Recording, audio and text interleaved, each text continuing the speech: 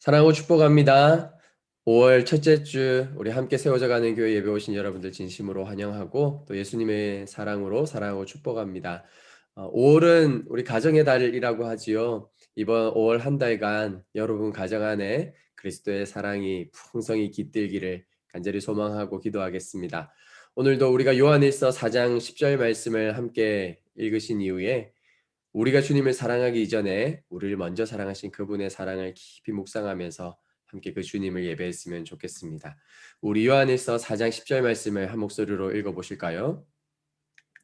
사랑은 여기 있으니 우리가 하나님을 사랑한 것이 아니요 하나님이 우리를 사랑하사 우리 죄를 속하기 위하여 화목제물로 그 아들을 보내셨음이라. 아멘. 이 시간 내가 주님을 사랑합니다. 내가 주님을 사랑합니다. 주님 먼저 날 사랑하셨으니 그러므로 내가 그 주님을 사랑합니다. 이 시간 함께 우리의 마음을 들여서 우리 함께 찬양으로 고백하십시다.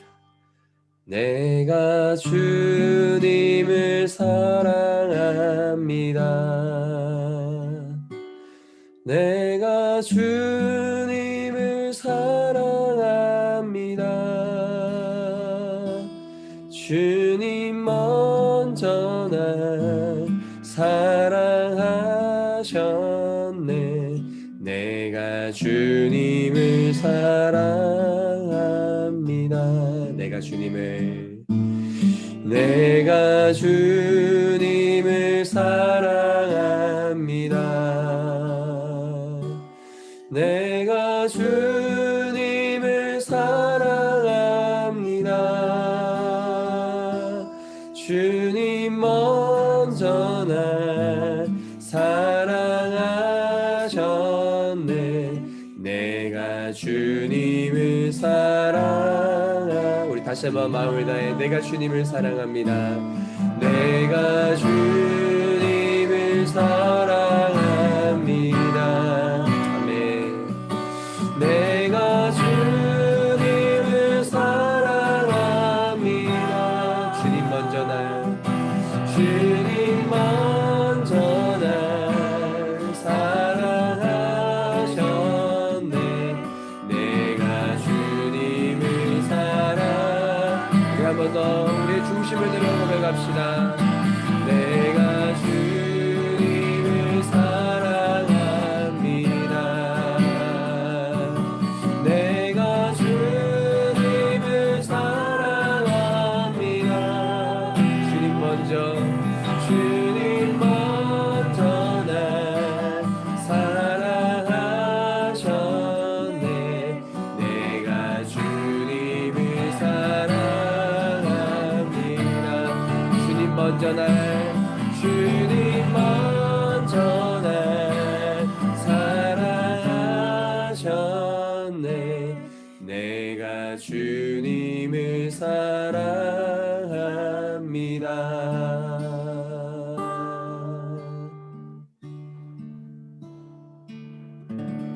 네.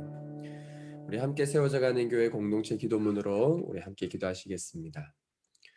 하나님, 뜨거운 김이 모락모락 피어나는 밥솥을 보면 왠지 모를 뭉클함이 피어납니다.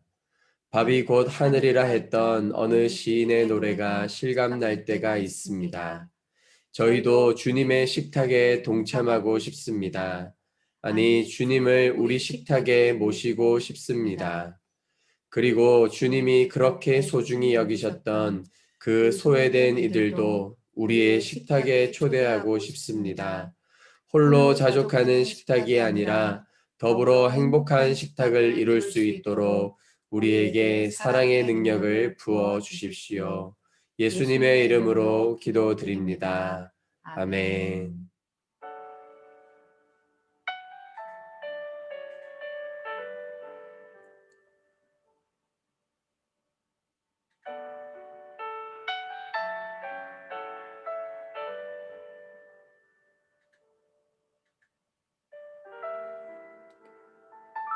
제 안에 쌓여있는 기쁨, 슬픔, 분노들을 하나님의 관점에서 볼 수 있는 해안을 주시옵소서. 그것이 기쁨으로 자라고 흐르게 하여 멈추지 않고 자신과 타인에게 평안과 즐거움을 나눌 수 있게 해 주십시오.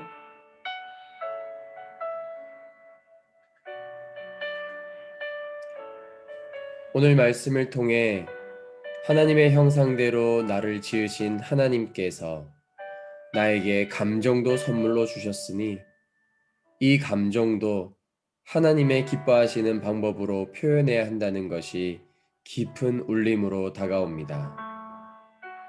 특히 감정의 폭발이 아닌 표현, 정말 어렵겠지만 감정에 휘둘려 상대를 대하지 않도록 기도하고 훈련하겠습니다. 내 감정이 하나님의 형상인 나를 잠식하지 못하도록 애쓰고 힘쓰며 살아가겠습니다.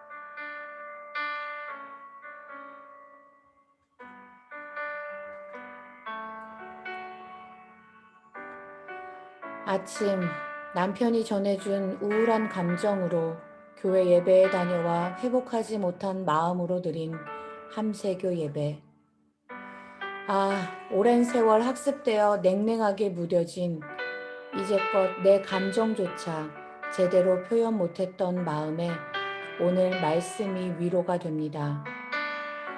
다른 사람의 감정에 휘둘리지 않고 하나님 앞에서 나의 마음을 쏟아놓고 그분이 주시는 위로로 슬픔과 기쁨을 표현하는 노력을 하며 살기로 결단합니다.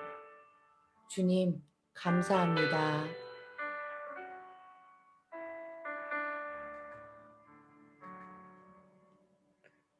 감정은 마음대로 되지 않고 뭔가 거추장스럽다고 느꼈습니다. 그래서 남들에게 감정을 표현하지 않았고 누군가가 내게 감정을 표현해도 그 마음을 온전히 받아들일 수 없었습니다. 하지만 그건 감정이 나쁜 것이 아니고 내 잘못도 아니고 세상이 아프기 때문이라는 것을 알았습니다. 이제는 저도 내가 느끼는 감정들에 대해서 솔직할 수 있게 되면 좋겠습니다. 이를 통해서 다른 사람들과도 더 진실한 관계로 이어질 수 있도록 저를 인도해 주세요. 오늘 배운 것들을 연습하여 앞으로는 소중한 사람들과 소중한 나 자신에게 언제나 진심으로 다가갈 수 있는 사람이 되길 원합니다.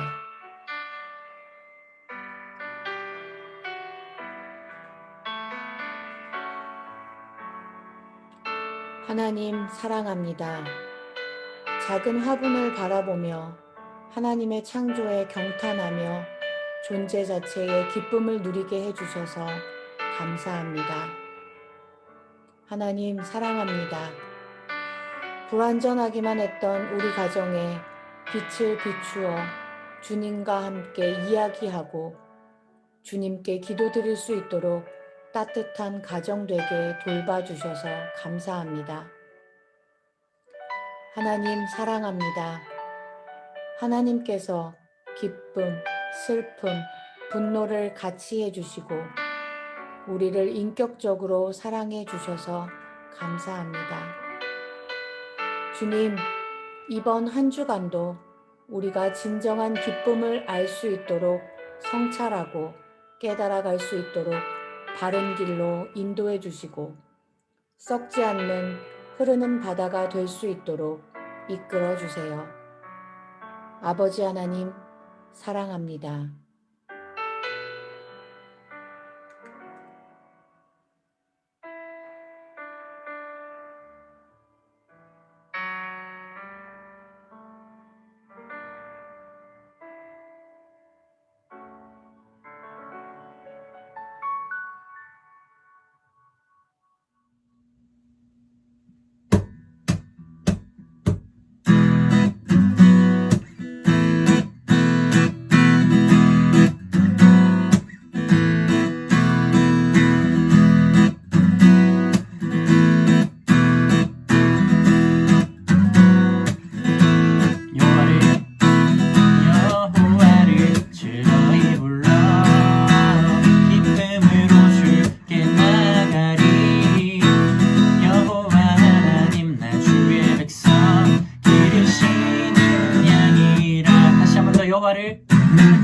여호와를 즐거이 불러 기쁨으로 주께 나가리.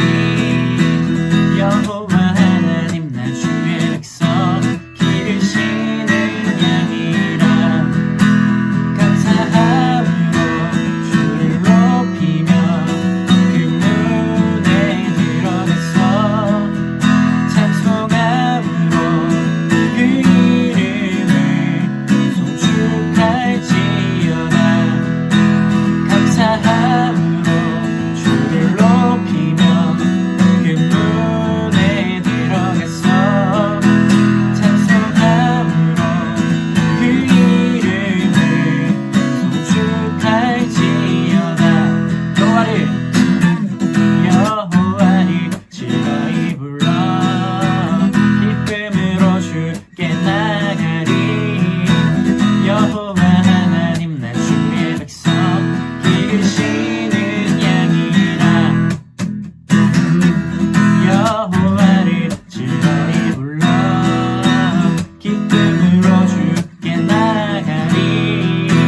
여호와 하나님 나 주의 백성 기르시는 양이라. 감사함으로 주를 높이며 그 문에 들어가서 찬송함으로 그 이름을 송축할지어다. 감사함으로 주를 높이며 그 문에 들어가서 찬송함으로 그 이름을 송축할지어다. 다시 한 번 더. 감사함으로 주를 높이며 그 문에 들어가서 찬송함으로 그 이름을 송축할지어다. 송축할지어다. 송축할지어다. 송축할지어다.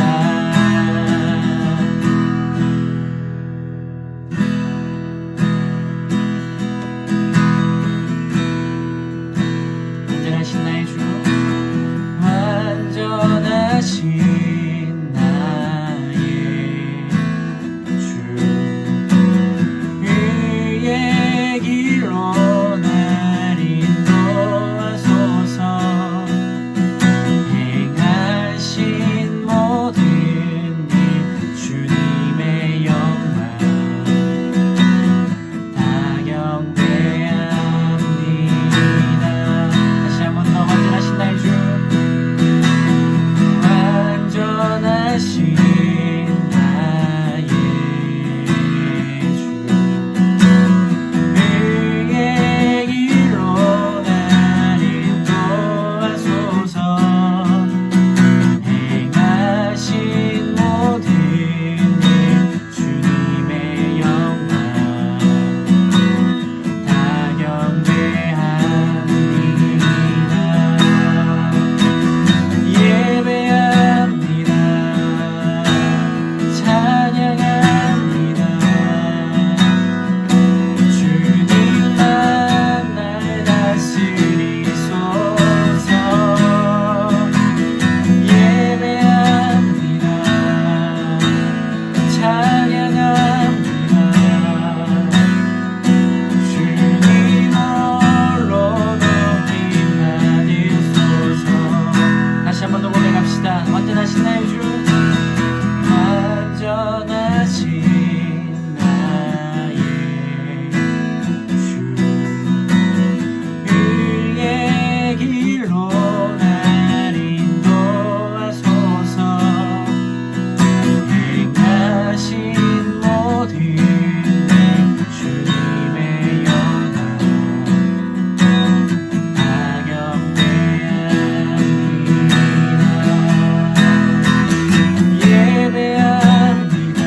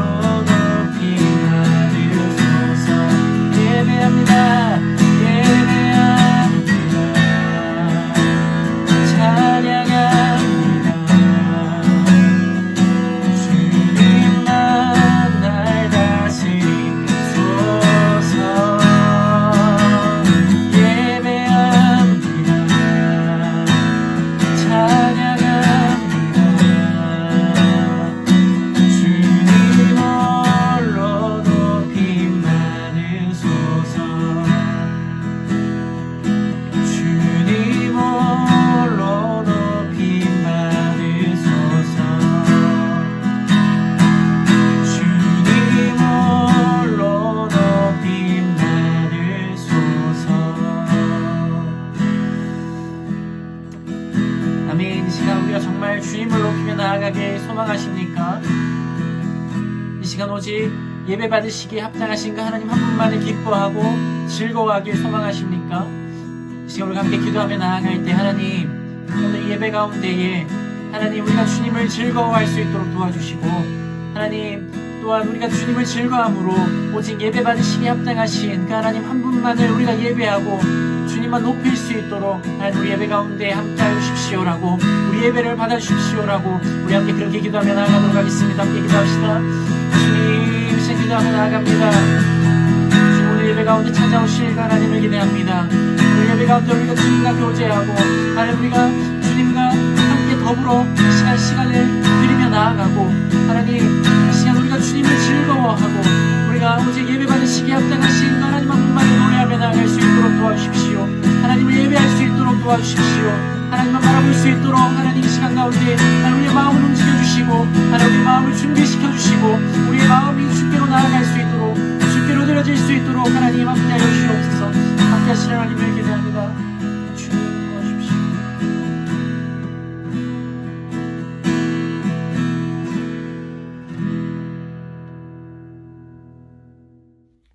사랑의 주님 아버지, 감사합니다.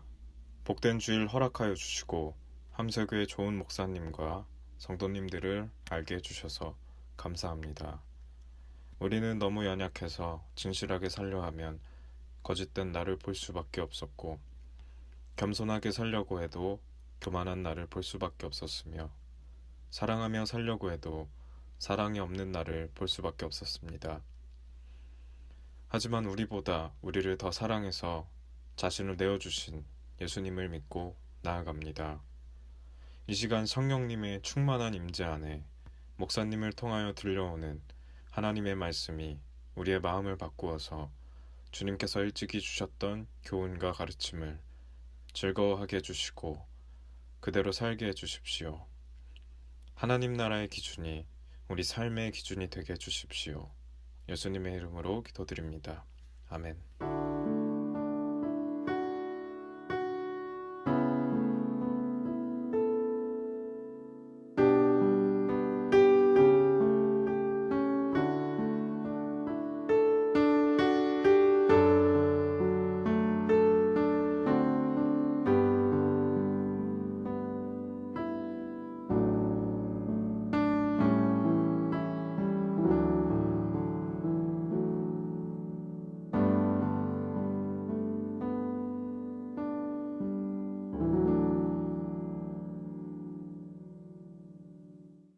네, 이번 주 교회 소식 알려드리도록 하겠습니다.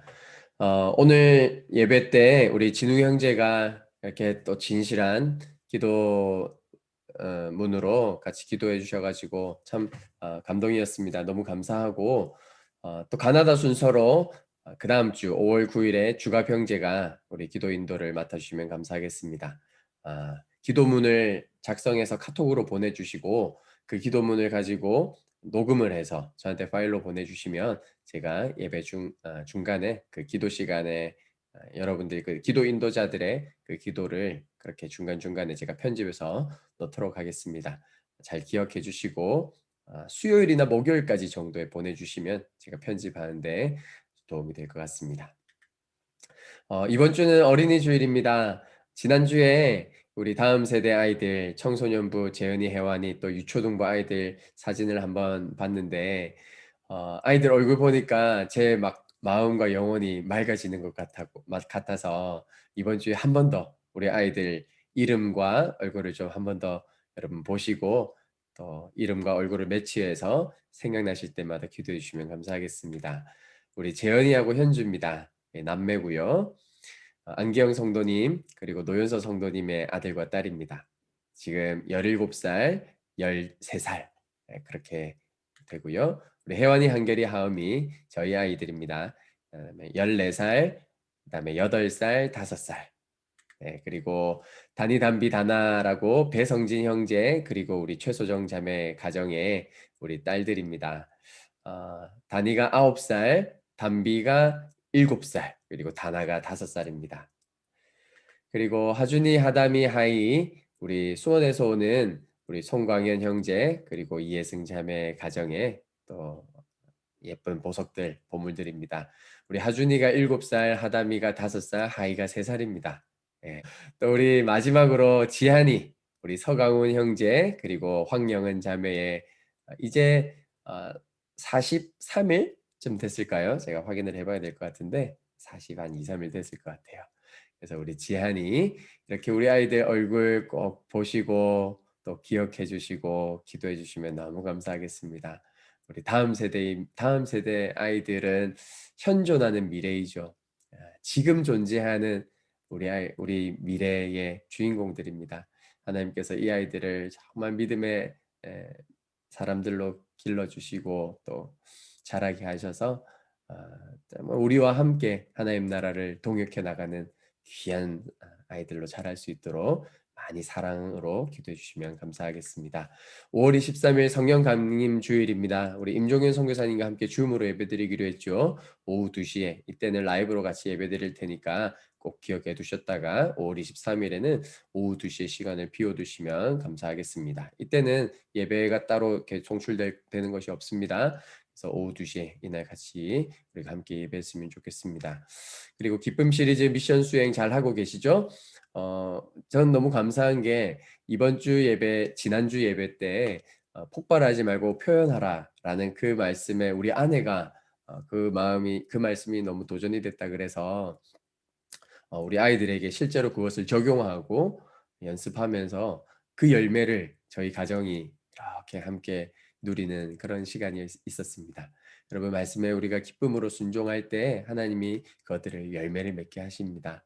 여러분 가정 안에 그 기쁨이 흘러넘치기를 간절히 소망합니다. 설교 후에 마음으로 드리는 예배를 통해서 우리가 지난주에 주신 그 은혜를 우리 마음에 담아서 기억하고 또 새롭게 주실 은혜를 기대하게 되는 그런 복된 은혜가 있었으면 좋겠습니다.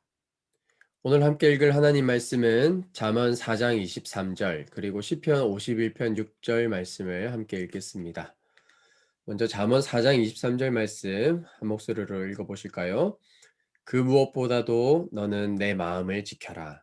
그 마음이 바로 생명의 근원이기 때문이다. 아멘. 두 번째로 시편 51편 6절 말씀을 우리 한 목소리로 읽도록 하겠습니다. 마음속에 진실을 기뻐하시는 주님, 제 마음 깊은 곳에 주님의 지혜를 가르쳐 주셨습니다. 아멘. 오늘 기쁨 시리즈 네 번째, 마음, 기쁨의 근원지라는 제목으로 하나님 말씀 나누려고 합니다. 최근 세바시에서 강연을 통해 더욱 알려진 박위라는 청년이 있습니다. 그는 위라클이라는 유튜브 채널을 만들어서 자신의 일상을 사람들과 공유하며 소통하고 있는데요. 이제 그가 운영하는 위라클이라는 채널은 제가 어제 캡처한 건데 23.8만 명, 그러니까 약 한 24만 명 정도가 구독해 있고 그의 영상이 올라올 때마다 한 영상마다 수백만, 수천만 명이 사람들이 이제 그 영상을 시청하고 있었습니다. 우리 교회 유튜브는 22명 구독자의 평균 30회시죠. 네.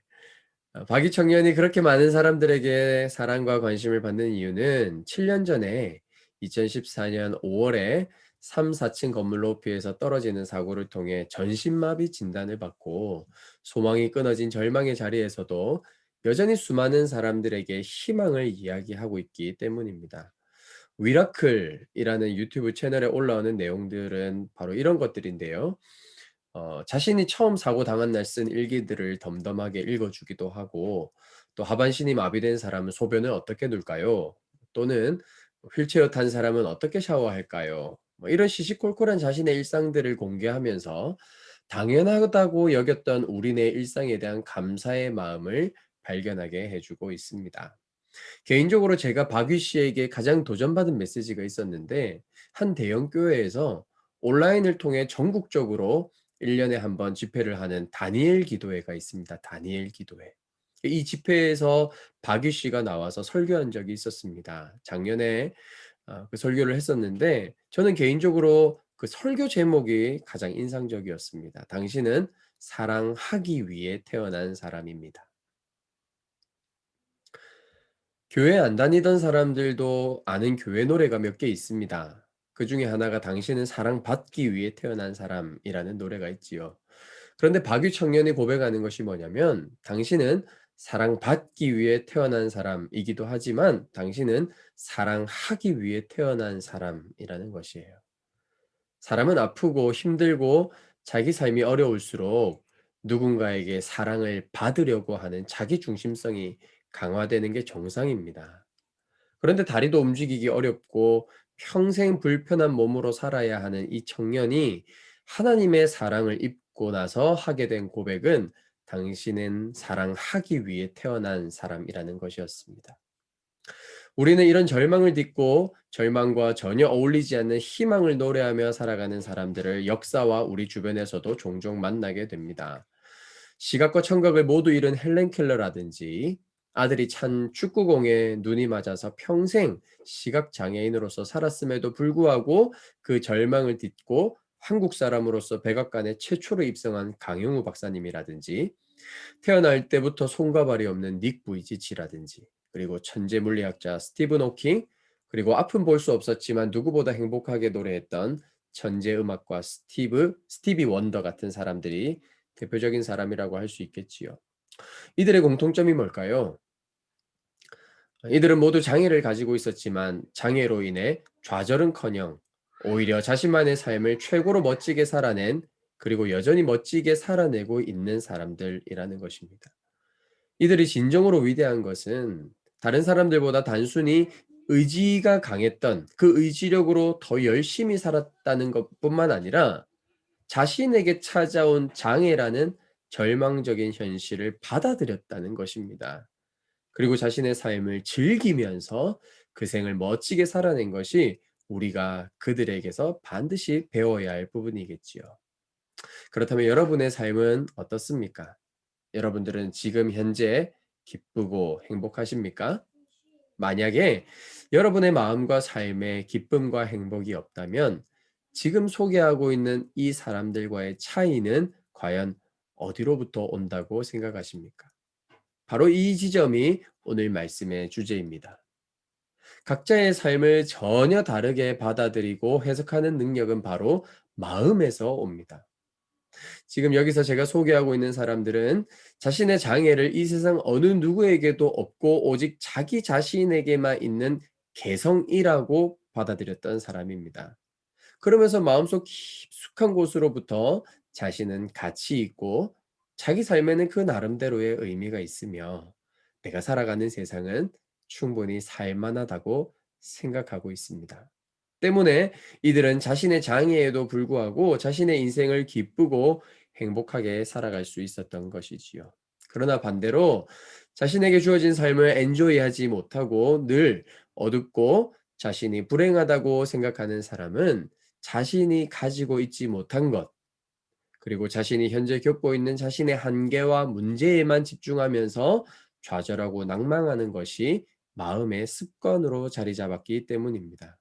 즉, 우리의 마음의 중심이 어디에 있느냐?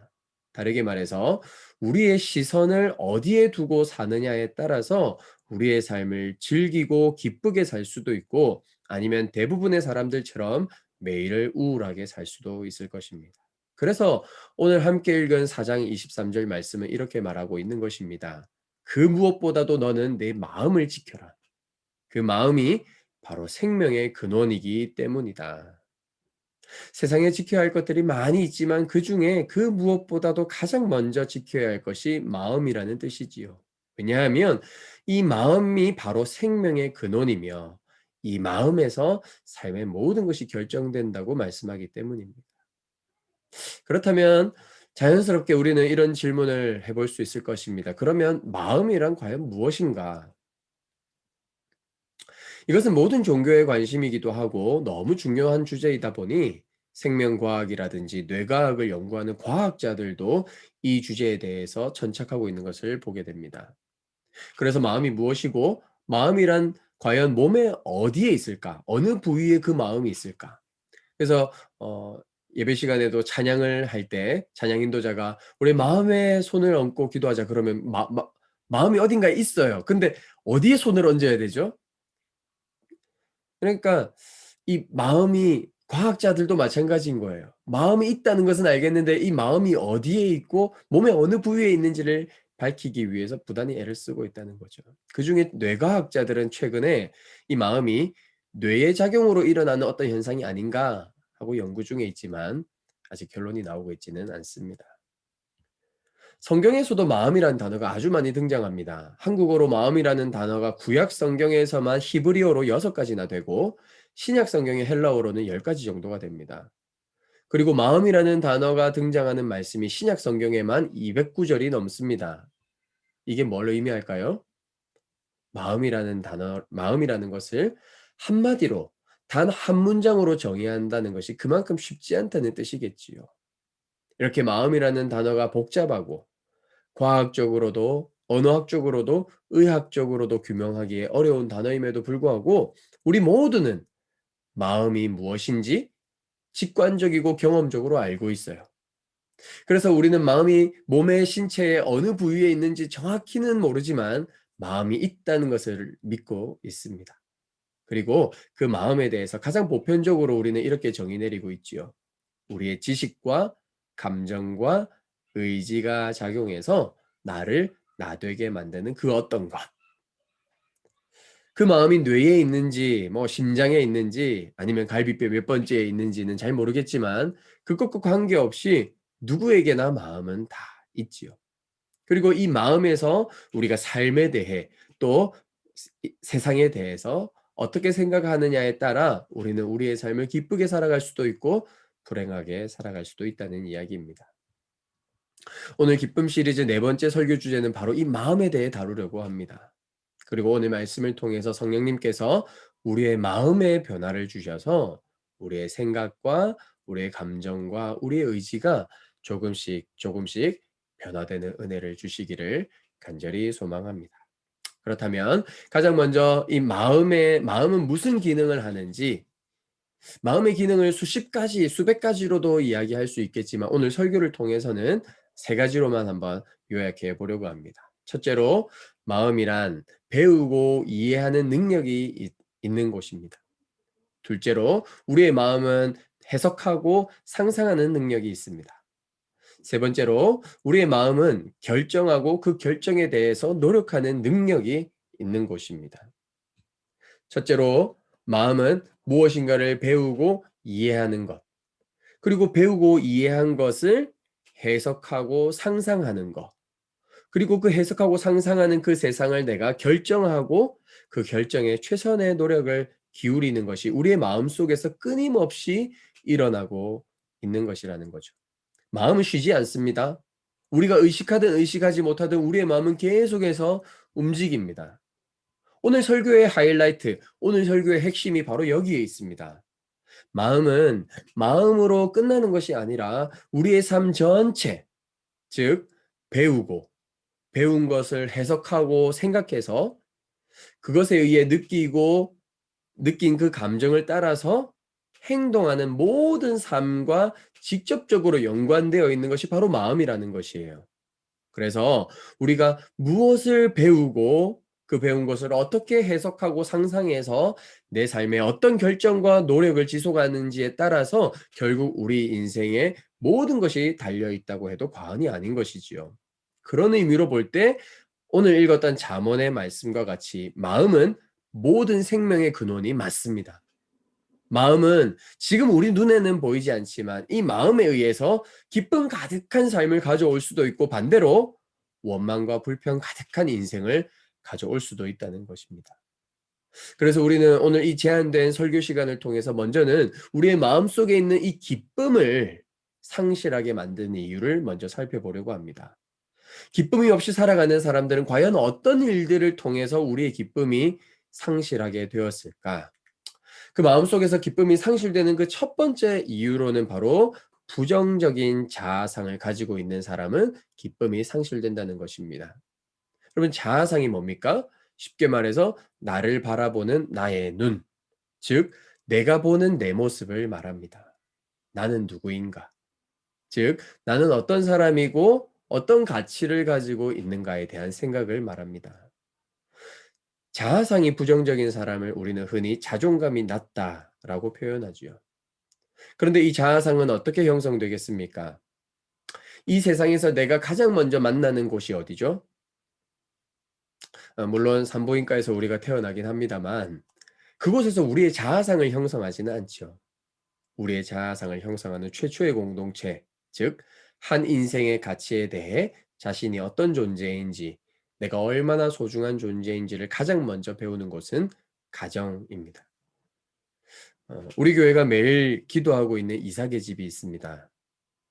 특별히 부모님이 이혼했거나 또 가정에서 폭력을 경험함으로 인해서 더 이상 가정에서 양육받지 못하는 아이들을 케어하고 있는 굉장히 귀한 기관이 바로 이삭의 집인데요. 이 사모님이 여자아이들은 감당하겠는데 남자아이들은 감당하기가 버거운 거예요. 그래서 처음에는 이 이삭의 집이 여자 기숙사로만 시작했습니다. 그런데 하루는 복지관에서 도움이 필요하다고 해서 이제 가보니까 남자아이가 한 명 있는 거예요. 내 마음은 아프지만 그 아이하고 한참 이야기하고 난 다음에 이 아이를 내가 감당할 자신이 없어서 그냥 집으로 돌아오려고 하는데 그 아이가 돌아서는 사모님 뒤통수에 대고 이렇게 말한 거예요. 저 사람들도 똑같이 나를 버리는구나. 저 사람들도 똑같이 나를 버리는구나. 그 아이의 한마디가 사모님 가슴에 비수처럼 꽂혀버린 거예요. 그래서 사모님이 하나님께 기도하기를, 주님, 제 힘과 제 능력으로는 이 남자아이들을 감당할 자신이 없지만 이 아이의 말이, 이 아이의 입에서 나온 이 말이 주님의 음성이라고 믿고 시작해 보겠습니다. 그리고 그날부터 그 아이와 함께 시작한 것이 이삭의 집 남자 기숙사인 겁니다.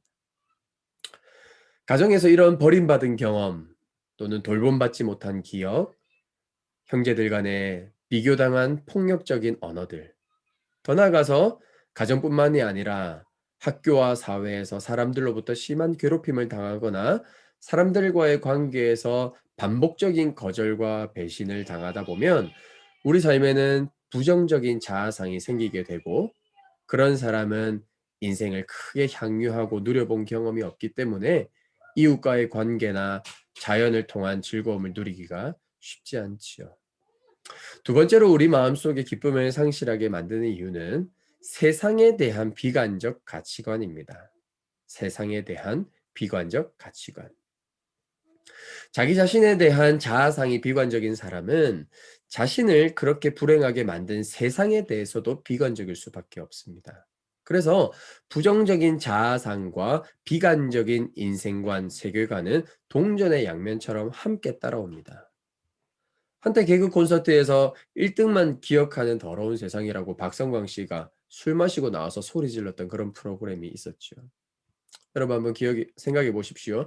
만약에 이런 세상의 가치가 교회 안에까지 들어오면 어떡하겠습니까? 교회는 천국이 아니라 오히려 지옥이겠지요. 생각만 해도 끔찍하지 않겠습니까? 우리가 살아가는 세상에 대해서 다양한 세계관이 있지만 그중에 그리스 로마 신화에 나오는 이 판도라의 상자라는 세계관이 있습니다. 이 프로메테우스라고 하는 신이 인간에게 불을 가져다 주면서 인간이 개화하기 시작하는데 이를 본 제우스가 화가 나지요. 그래서 제우스는 프로메테우스에게 아름다운 여성 판도라를 줍니다. 제우스는 이 여자에게 모든 것을 다 주었습니다. 아름다운 외모, 그리고 능력까지. 그리고 상자도 함께 줬는데 이 상자 안에는 모든 재앙과 그리고 함께 희망까지 넣어 주었죠. 그래서 판도라는 이 단어라고 하는 말은 모든 것을 다 가진 여자라는 뜻입니다.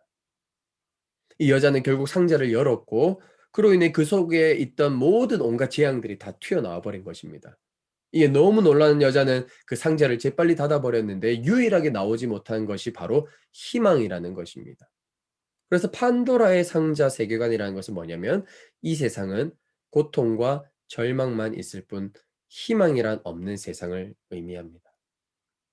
오늘날에도 우리가 살아가는 세상을 이 판도라의 상자 세계관으로 생각하며 살아가는 사람들이 너무 많습니다. 아, 인생은 살면 살수록 고통스럽고 절망적이구나. 요즘 젊은이들은 희망 고문이라는 말을 자주 쓰지요. 오히려 희망을 말하면 말할수록 희망과 거리가 멀게 느껴지는 자신의 현실로 인해 더더욱 고통스럽다는 의미입니다. 세상에 대해 이런 비관적 인생관이 마음 깊은 근원에 깔려 있다면 주변에서 즐거운 일이 일어난들 무엇이 기쁘겠습니까? 실제로 이런 비관적인 인생관을 가지고 살아가면 주변 사람들이 기뻐하고 즐거워할수록 더 화가 납니다. 그리고 세상을 더욱 비관하게 되지요. 그래서 그렇게 즐거움을 누리며 사는 사람들을 향해 마음속 깊은 근원에서는 이런 비아냥거림이 있습니다. 저것들은 돈이 많아서 그럴 거야. 뭔가 믿는 구석이 있으니까 저렇게 희희닥닥거리면서 기뻐하고 있지. 이런 비아냥거림이 우리 마음속 깊은 근원에 자리 잡고 있습니다. 생각보다 많은 사람들이 이런 비관적인 인생관을 가지고 살면서 그로 인해 기쁨을 누리지 못하고 살아갑니다. 그런 사람들은 마음속에 근본적인 문제가 해결되지 않고는 기쁨을 회복하기가 쉽지 않습니다. 그렇다면 우리 인생에 이 기쁨이 회복되기 위해서는 어떻게 해야 할까요? 오늘 우리가 읽었던 시편 말씀을 다시 한번 봅시다. 이 말씀을 보면 마음속 기쁨을 회복하기 위한 근원적인 해결책을 찾을 수 있습니다. 함께 읽어보실까요? 마음속에 진실을 기뻐하시는 주님, 제 마음 깊은 곳에 주님의 지혜를 가르쳐 주셨습니다. 저는 이 말씀을 묵상하면서 마중물이 생각났습니다. 마중물. 주전자 모양의 수도 펌프에 손잡이를 잡고 펌프질을 계속하면 이 땅속 깊은 지하수가 콸콸콸 흘러나오는 것이지요. 그런데 밤이 지나고 아침이 되면 물이 나오지 않아요. 왜냐하면 마중물이 말라버렸기 때문에 그렇죠. 우리 마음속에서도 하나님이 넣어두신 기쁨이 충만했었는데 부정적인 자아상과 비관적인 인생관으로 인해 그 기쁨이 말라버렸습니다. 그래서 우리에게는 주님이 가르쳐 주시는 지혜의 마중물이 필요합니다. 이 마중물이 부어지지 않은 채 그저 온라인으로 예배 한번 드린다고 해서 기쁨이 회복되지 않습니다. 아무리 그 교회만 열심히 다니는 펌프질을 한다고 해서 우리 안에 있는 말라버린 기쁨의 샘이 터져 나오지 않습니다. 그래서 저는 오늘 여러분들에게 이 마음속 깊은 곳에 있는 기쁨을 끌어올리기 위한 하나님의 지혜, 그 중에 세 가지 지혜, 세 가지 마중물을 여러분들에게 소개해 드리려고 합니다. 그 첫 번째 마중물은 바로 하나님이 바라보는 자아상을 회복하라는 것입니다. 부모님이 나에게 심어준 자아상이 아니라 세상이 우리에게 심어준 자아상이 아니라 하나님이 나를 바라보는 그 자아상으로 회복되어야만 우리 안에 기쁨이 회복될 수 있습니다. 우리는 직장과 가정일로 한 주를 정신없이 살다 보면 하나님이 정말 나를 사랑하실까? 한 주 동안 말씀도 제대로 안 보고 하나님이 기뻐할 만한 일은 별로 하지도 않은 것 같은데, 그리고 하나님도 온 세상을 돌보시려면 이 지구상의 70억의 인구를 돌보시려면 엄청 바쁘실 텐데 나 같은 별 볼 일 없는 사람한테 하나님이 관심이 있긴 하겠어? 목사님 정도나 되어줘야 기도도 들어주시고 하지 라고 여러분 생각하고 있지는 않습니까? 그러나 이것은 거짓말입니다. 우리 하나님은 한 사람 한 사람을 모두 귀하게 보시고 사랑하십니다.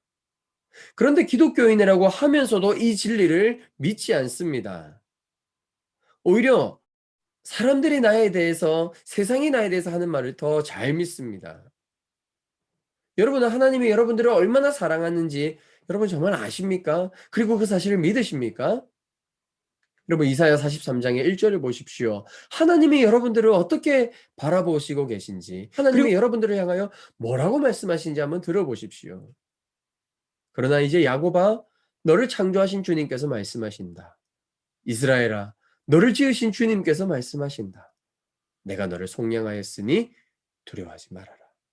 내가 너를 지명하여 불렀으니 너는 내 것이다. 여기에다가 야곱과 이스라엘, 너라는 단어에 자기 이름을 한번 넣어 보십시오. 내가 종원이 너를 속량하였으니 두려워하지 말아라. 내가 종원이 너를 지명하여 불렀으니 종원이 너는 내 것이다. 하나님이 우리를 향하여 이렇게 말씀하십니다. 너는 내 거야. 그러니 두려워하지 마. 걱정하지 마. 그리고 스바냐 3장 17절 18절에는 뭐라고 우리에게 말씀하십니까? 주 너의 하나님이 너와 함께 계신다. 구원을 베푸실 전능하신 하나님이시다.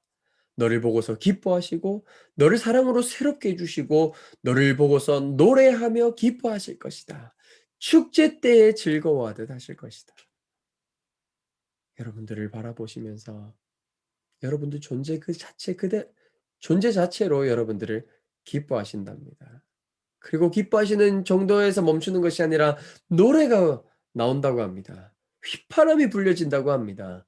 그리고 그 기쁨이 축제 때에 즐거워하는 듯 여러분들을 바라보시면서 기뻐하신다고 합니다. 이뿐이겠습니까? 로마서 8장 31, 32절에는 뭐라고 얘기합니까?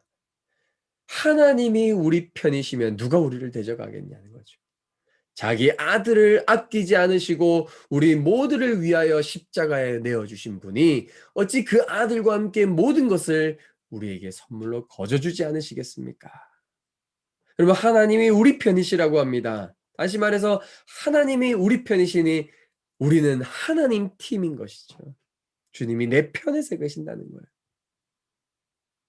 이것이 당신을 향하여서, 저를 향하여서, 우리 교회를 향하여서 말씀하고 계시는 하나님의 흘러넘치는 사랑이지요. 세상의 이야기에 귀를 기울이지 말고 영원히 변하지 않는 하나님의 말씀을 믿으십시오. 믿음이란 무엇입니까?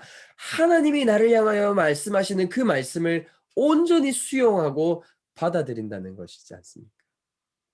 이 사실을 제대로 받아들이고 믿는 사람은 하나님과 자기 자신을 향하여 어떻게 고백하는지 아십니까? 여러분, 날 때부터 뇌성마비로 태어난 송명이라는 시인이 있습니다.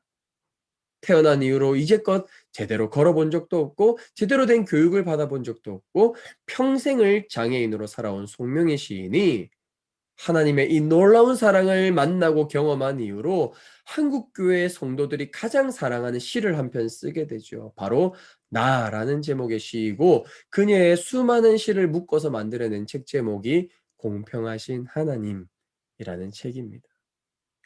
이 시에서 시인은 하나님의 사랑을 이렇게 노래하죠.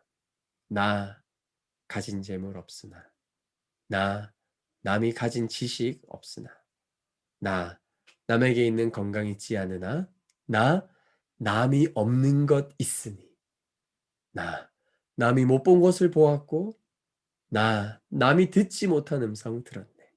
나 남이 받지 못한 사랑 받았고, 나 남이 모르는 것 깨달았네. 그 깨달음이 무엇입니까? 공평하신 하나님이 나 남이 가진 것 없지만 공평하신 하나님이 나 남이 없는 것 갖게 하셨네. 여러분, 송명희 씨가 고백하는 이 하나님이 바로 저와 여러분들의 하나님이십니다. 어린 시절 가정과 사회로부터 들었던 수많은 부정적인 말들로 인해 부정적인 자아상이 형성되었고 그로 인해 현재 나 자신과 내 인생에 대해 기쁨이 말라버렸다면 하나님이 나를 사랑하신다는 이 말씀들을 우리가 오늘 예배 시간에 한 번 듣는다고 해서 기쁨이 콸콸콸 솟아오르겠습니까? 지금껏 가치 없다고 들었던 말, 지금껏 난 별로 소중하지 않다고 들었던 그 말, 지금껏 나는 별로 쓸모없다고 들었던 그 말들의 횟수보다 훨씬 더 많이 들어야 우리 안에 기쁨이 샘솟지 않겠습니까? 즉, 마음속의 기쁨이란 하루아침에 짠 하고 말술처럼 나타나는 것이 아닙니다. 하나님의 말씀이 진짜 내 것이 되어야 합니다. 신앙생활을 아무리 오래 했어도 하루에 10분도 하나님에 대해서 듣지도 않고 생각하지도 않고 이 말씀을 내 마음에 깊이 내재화하지 않는다면 기분이 좋을 때에는 상황이 좀 괜찮을 때에는 하나님이 나를 사랑하시는 것 같구나 정도로 생각할 수 있을지 모르겠습니다. 하지만 또 조그만 어려움이 생기면 금세 우리 마음의 부정적인 자아상이 내 마음을 덮어버리고 말지요. 당신은 하나님께서 가치 있는 인생으로 만드셨습니다. 창조주 하나님께서 나의 편이시며 나는 하나님의 팀입니다. 당신이 얼마나 가치 있는 인생인지, 얼마나 소중하고 사랑받는 존재인지 마음속으로부터 진심으로 믿어 하나님의 사랑에 대한 의심이 완전히 사라지기를 간절히 소망합니다. 이것을 위해 여러분에게 또 이번 한 주간에도 미션을 하나 드리겠습니다. 하나님이 여러분들에게 말씀하셨듯이 여러분들도 일주일간 주변 사람들에게 또 가족끼리 서로 이런 말을 많이 많이 그리고 자주 자주 주고받았으면 좋겠습니다. 뭐냐면 "와 너무 잘했어. 아주 훌륭해.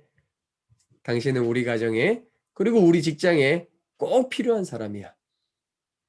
여러분 한번 따라해 보시겠습니까? "우와 너무 잘했어.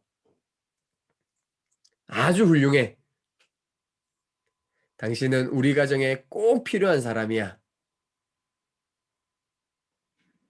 당신은 우리 직장에 꼭 필요한 사람이야." 사람들은 기본적으로 비판적인 인생관을 가지고 살아갑니다.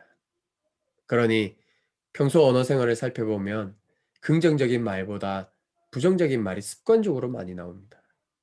예를 들어 좋은 일이 생기면 뭐라고 하냐면 "너무 좋아하지 마라. 호사다마, 호사다마." 기쁜 일이 있으면 "울 일도 생긴다." 기쁜 일이 있으면은 그냥 그 순간 기쁜 일 그 자체를 즐길 줄을 몰라요. 물론 힘든 일이 오겠지요. 그건 그때 가서 고민하면 될 일입니다. 우리는 기쁨을 누리기보다 곧 나쁜 일이 올 거라는 강한 믿음을 가지고 살아갑니다. 바라기는 이런 잘못된 생각들을 걷어내고 하나님의 지혜로, 하나님의 말씀으로 당신을 향한 아들의 생명까지 내어줄 만큼의 뜨거운 사랑으로 사랑하시는 그분의 은혜로 우리의 마음속을 가득 채울 수 있기를 바랍니다. 하나님께서는 우리를 그렇게 의미 없게 쓰러지게 하는 분이 아니시죠. 우리 마음속에 있는 기쁨의 샘물을 끌어올리기 위해서 하나님의 눈으로 우리 자신을 보는 것을 넘어서 두 번째로는 하나님의 마음으로 세상을 바라볼 수 있어야 합니다. 앞서 말했듯이 세상은 판도라의 상자와 같이 고난과 슬픔, 고통으로 가득합니다. 마치 희망만 판도라의 상자에 갇혀서 나오지 못하는 것처럼 우리네 인생에는 고통과 고난이 정말 끊이지 않습니다. 한마디로 우리는 깨어진 세상을 살아가고 있죠. 그럼 한번 질문해 보겠습니다. 하나님은 우리가 이 깨어진 세상에서 평생 고통만 당하며 살기를 원하실까요? 아니면 이 깨어진 세상을 고치고 회복하며 살기를 원하실까요? 바로 이 지점이 우리 그리스도인들을 향한 하나님의 뜻이 있고 하나님의 목적이 담겨 있습니다. 그리고 이 땅에 그리스도께서 머리 대신 교회를 세우신 하나님의 목적이 바로 여기에 있지요. 세상은 아픕니다. 세상은 고통스럽습니다. 눈물로 가득합니다. 그래서 예수님이 이 세상에 오셨습니다. 예수님은 하나님 아버지의 마음을, 하나님 아버지의 눈물을, 하나님 아버지의 고통을 아셨습니다. 그래서 이 깨어진 세상에서 고통받고 신음하고 있는 사람들을 구원하시기 위해 그들의 눈물을 닦아주시기 위해 그들의 고통을 치유하고 회복시켜 주시기 위해 인간과 똑같은 몸을 입고 이 세상에 오셨지요. 그렇다면 그 예수의 영으로 그 성령으로 하나님의 백성이 된 저와 여러분은 이 깨어진 세상에서 어떻게 살아야 할까요? 바로 하나님 아버지의 마음으로 예수님께서 보여주신 그 본을 따라 작은 예수로 이 세상을 살아야 가야 하지 않겠습니까? 이것이 저와 여러분 우리 모두를 향한 하나님의 목적이고 하나님의 계획일 것입니다. 그리고 함께 세워져가는 교회를 세우신 하나님의 뜻일 것입니다. 지난주에 이 화면에 보이는 것처럼 문자 메시지를 하나 받았습니다. 신학교를 같이 다닌 목사님 한 분으로부터 온 메시지였습니다. 다짜고짜 인사도 없이 전화번호를 물어보는 거예요.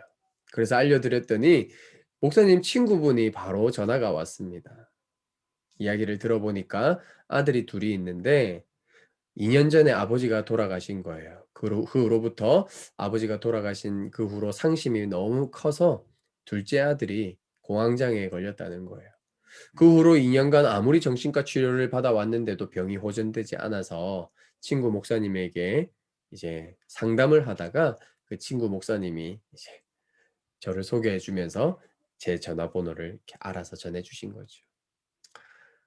이 문자를 받고 기분이 좋은 것 같기도 한데 또 왜 나한테는 하나님 자꾸 공황장애자만 자꾸 연결시켜 주시지 하면서 조금은 마음이 불편했어요. 더 당황스러운 건 그분이 서울에 산다는 사실이었어요. 그래서 제가 뭐라고 했냐면 "혹시 교회 다니시면 그 교회 목사님께 한번 부탁드려 보는 거 어떻겠냐."라고 얘기했더니 자기도 이제 둘째 아들은 교회를 안 다니고 자기와 첫째 아들은 교회를 다니는데 자기 목사님께 한번 몇 번 기도 부탁을 드리고 이렇게 "아들을 좀 만나 주시지 않겠느냐."라고 했더니 그 목사님이 바빠서 못 만나 주고 계시다라는 거예요. "나도 바쁜데."라고 대답하고 싶었지만 갑자기 6월 6 일에 자기가 이 세종시에 볼 일이 있어서 내려가려고 하는데 자기하고 그 아들을 좀 만나 줄 수 있겠냐고 부탁을 하는 거예요. 전화 통화상으로 제가 안 된다고 거절하기가 좀 그래서 일단 오라고 했습니다. 그래서 6월 6 일에 오후 4 시에 만나기로 했는데 여러분들께서도 좀 생각나시면 이 가정과 둘째 아들을 위해서 또 기도해 주시면 감사하겠습니다. 우리는 모두 다 건강한 사람, 또 꽤 괜찮은 사람, 그리고 내가 도와줘야 하기보다 나도 좀 기대고 또 나를 도와줄 수 있는 내가 의지할 만한 사람을 옆에 두고 싶어 하지요. 하지만 예수님은 우리에게 뭐라고 말씀하십니까? 건강한 사람에게는 의사가 필요 없다. 나는 건강한 사람을 위해 온 것이 아니라 병들고 아픈 사람을 위해 왔다라고 예수님이 말씀하시지요. 여러분 지선아 사랑해라는 책으로 유명해진 이지선 씨가 있지요. 음주운전자의 부주의한 운전으로 인해서 온몸에 화상을 입고 여성으로서 가장 고통스럽고 수치스러울 수 있는 저 화상 입은 얼굴로 평생을 살아야만 했던 이지선 씨가 이런 말을 했습니다. 한번 들어보시겠습니까? 제가 다치고 나니까 사회가 다르게 보이더라고요. 얼굴이 없어졌을 뿐인데 저 자신은 달라지지 않았는데 완전 주변으로 떨어져 버렸어요. 그 상황을 겪으면서 장애인, 노인 등 소외당하는 사람들의 마음을 알게 됐어요. 우리는 누구나 예외 없이 자기만의 고통과 고난의 무게를 짊어지며 이 세상을 살아갑니다.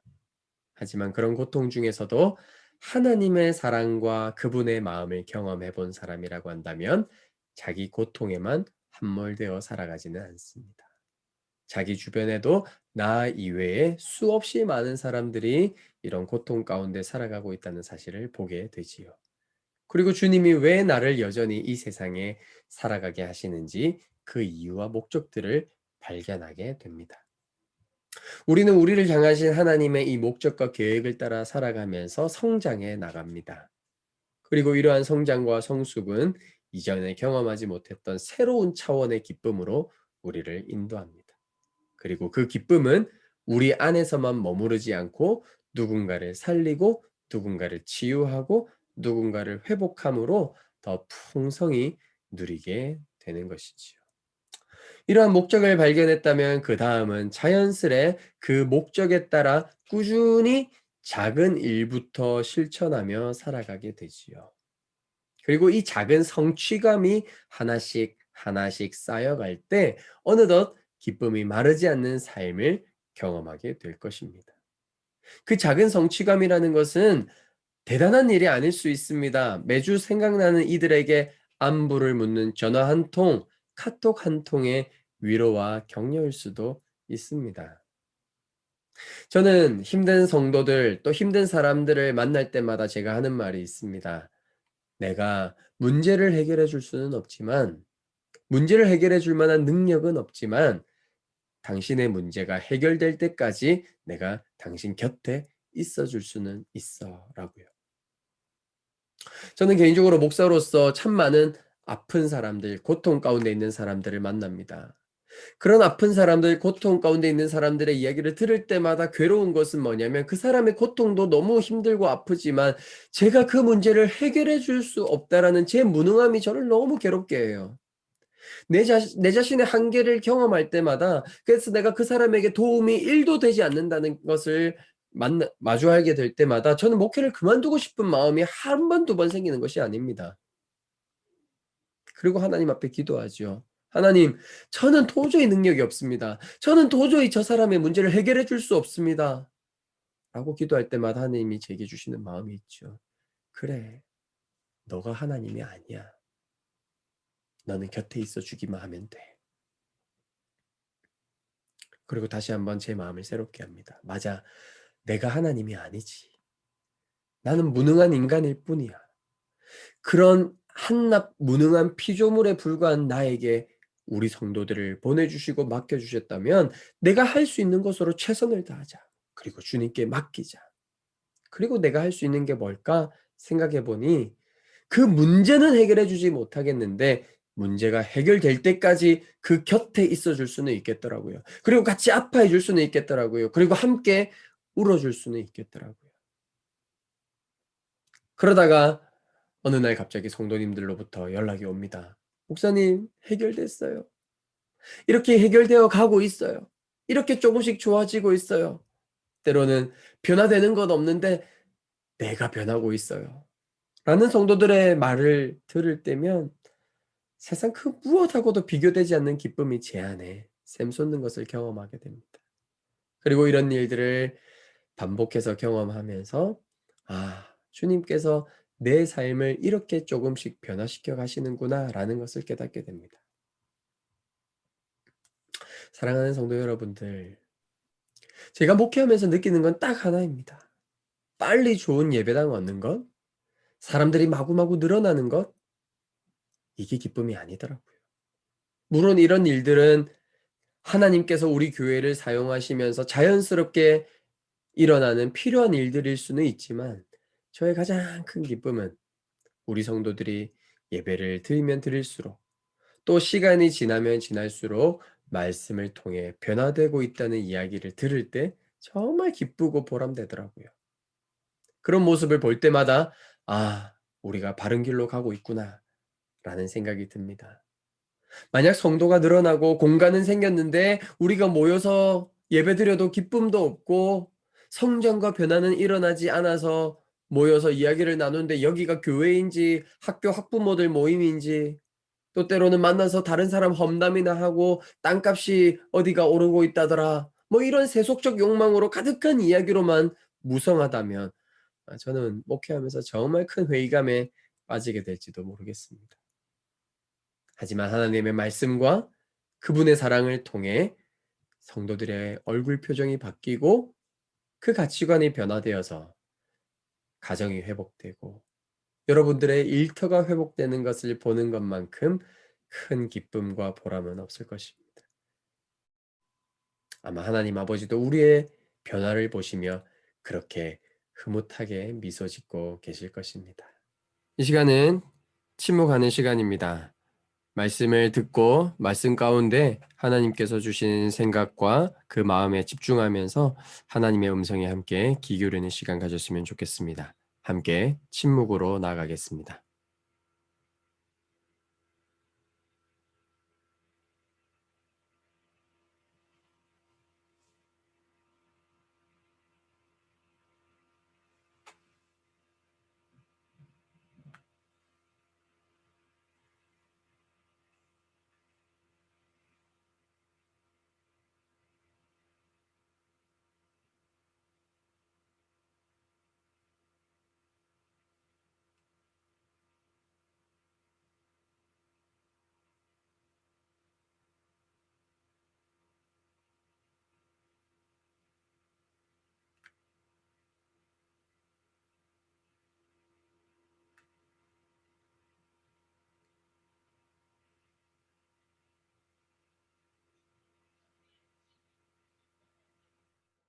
네, 이 시간은 마음으로 드리는 예배의 시간입니다. 오늘 예배를 통해서 또 말씀을 통해서 하나님께서 깨닫게 하신 것, 생각나게 하신 것, 또 결단하게 하신 것, 그것이 있다면 이 시간 함께 마음으로 드리는 예배 그 작성지에 작성하셔서 우리의 마음의 중심을 하나님께 올려드렸으면 좋겠습니다.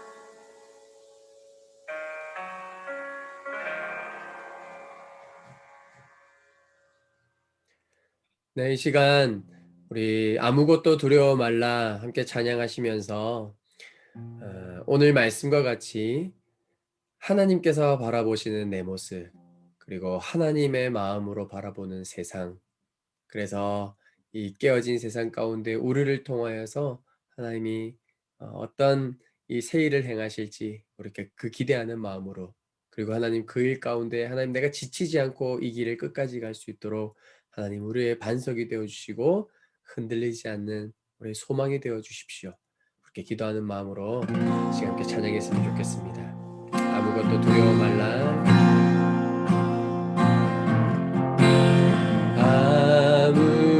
아무것도 두려워 말라. 주 나의 하나님이 지켜줘. 주님이 말씀하십니다. 놀라지 마라. 겁내지 마라. 주님 나를 지켜주시네. 우리 한 번 더 선포합시다. 아무것도 두려워 말라. 아무것도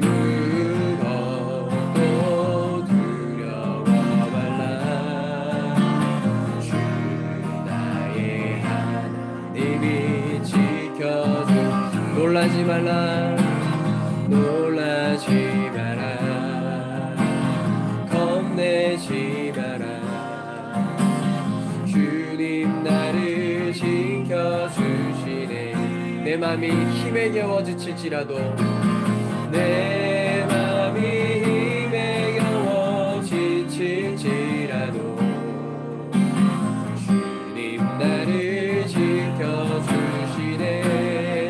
세상의 험한 풍파, 세상의 험한 풍파 몰아칠 때도 주님 나를 지켜주시네.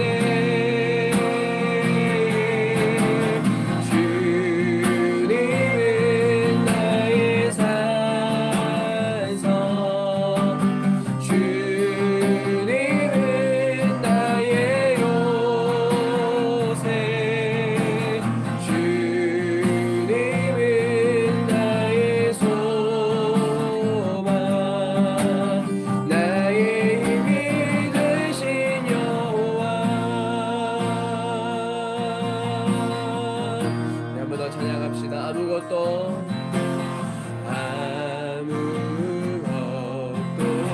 두려워 말라. 주 나의 하나님이 지켜주시네. 놀라지 마라. 겁내지 마라. 주님 나를 지켜. 한 번 더 믿음으로 선포하며 찬양합시다. 아무것도 두려워 말라. 주 나의 하나님이 지켜주시네. 아멘. 놀라지 마라. 겁내지 마라. 겁내지 마라. 주님 나를 지켜주시네. 내 맘이 힘에 겨워, 내 맘이 힘에 겨워 지칠지라도 주님 나를 지켜주시네. 세상의 험한 풍파, 세상의 험한 풍파 몰아칠 때도 주님 나를 지켜주시네. 우리 함께 선포합시다. 주님은 나의 산성, 주님은 나의 요새, 주님은 나의 소망, 나의 힘이 되신 여호와. 주님은 나의 산성, 주님은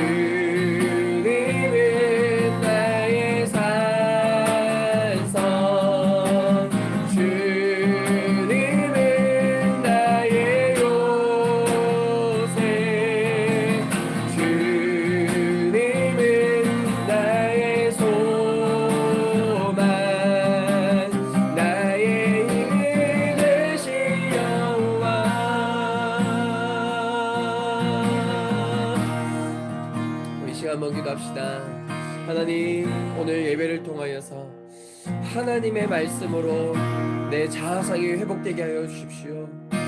하나님, 부모님이 나에게 심어준 자아상이 아니라, 세상이 말하는 자아상이 아니라, 하나님, 영원히 변하지 않는 그 진리의 말씀이 나를 어떻게 말씀하시는지, 나를 향하여 뭐라고 말씀하시는지, 그 주님의 흔들리지 않는 그 사랑의 말씀, 그 진리의 말씀으로 내 자아상을 새롭게 하여 주시고, 더 나아가서 하나님이 깨어진 세상을 바라보면서 주님의 마음으로 예수님께서 이 땅에 오셔서 그 깨어진 세상을 고치고 치유하며 회복시키셨던 그 걸음걸음들이 내 인생의 길잡이가 되어서 하나님 내 주변을 돌아보며 깨어진 세상을 향하여 주님과 함께 울며 주님과 함께 기도하며 주님과 함께 그 깨어진 세상을 치유하며 걸어가는 내 인생이 되게 하여 주시옵소서.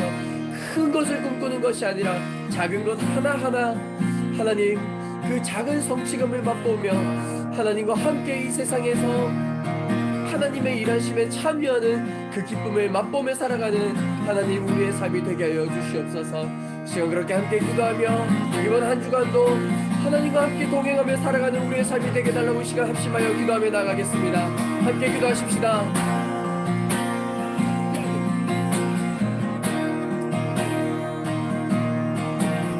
내 맘이 힘에 겨워 지칠지라도 주님 나를 지켜주시네.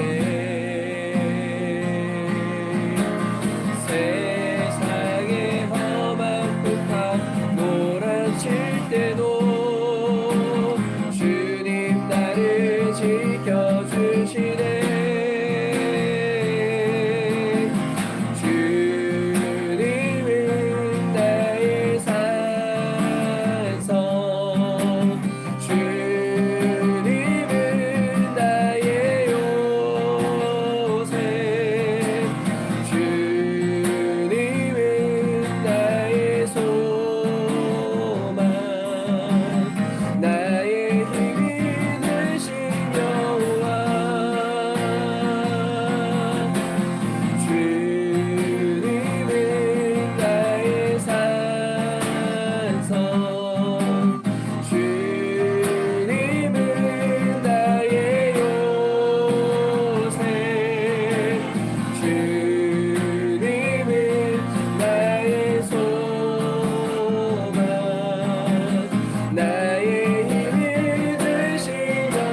말씀으로 한번 더 선포합시다. 주님은 나의 산성, 주님은 나의 산성, 주님은 나의 요새, 주님은 나의 소망, 나의 힘이 되신 여호와.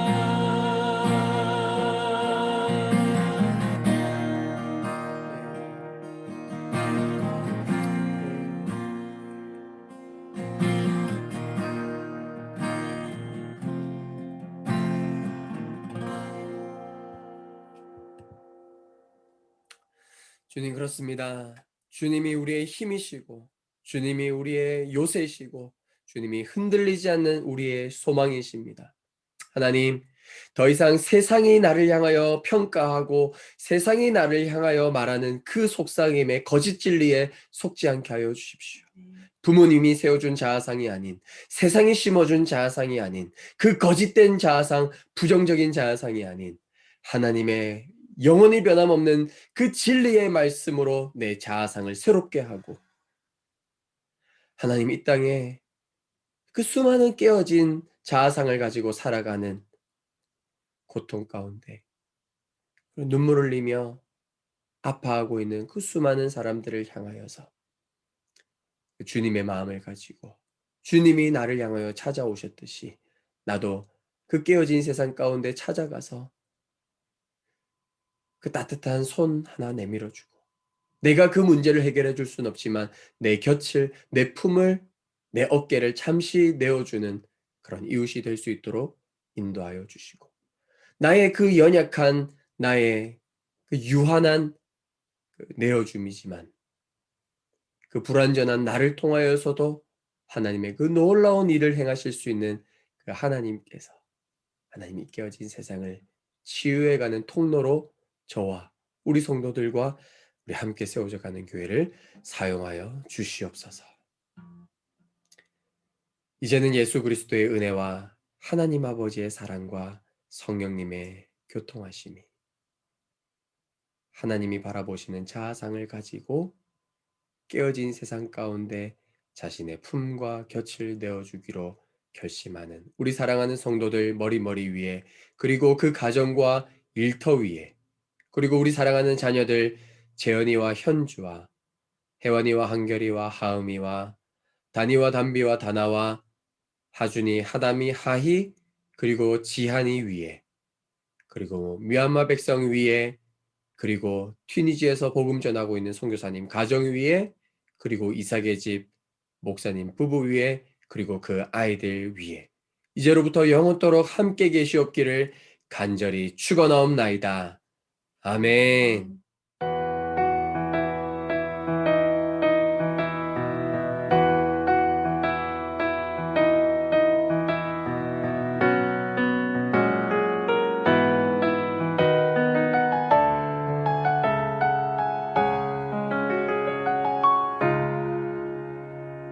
우리는 주의 움직이는 교회, 이곳은 주님을 위한 자리. 내가 기도하는 모든 땅 위에서 하나님 예배받은 그날을 고대하네. 우리는 주의 움직이는 교회, 이곳은 주님을 위한 자리.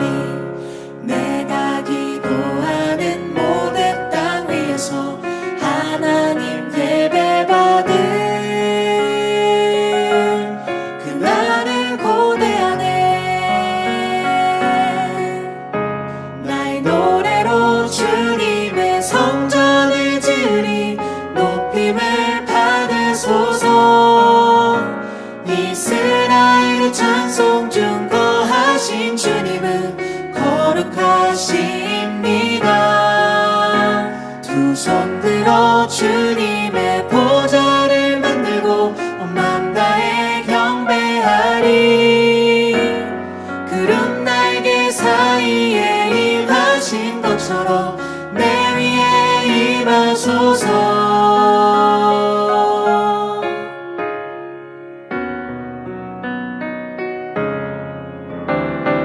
우리는 주의 움직이는 교회, 이곳은 주님을 위한 자리.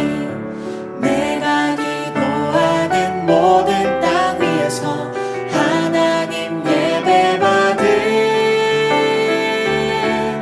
그날을 고대하네. 나의 노래로 주님의 성전을 지으리. 높임을 받으소서. 이스라엘의 찬송 중 거하신 주님은 거룩하십니다. 두 손 들어 주님의 보좌를 만들고 온 맘 다해 경배하리. 구름 날개 사이에 임하신 것처럼 내 위에 임하소서.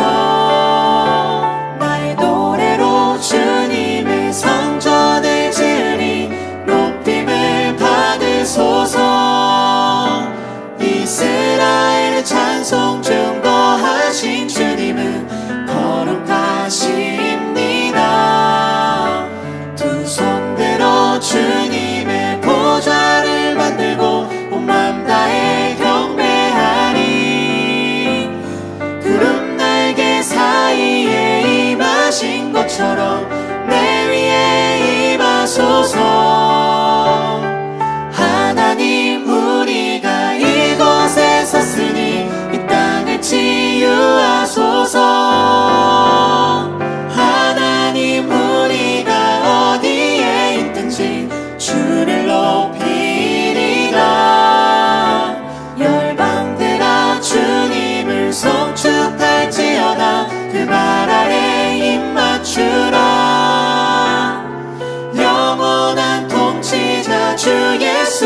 그리스도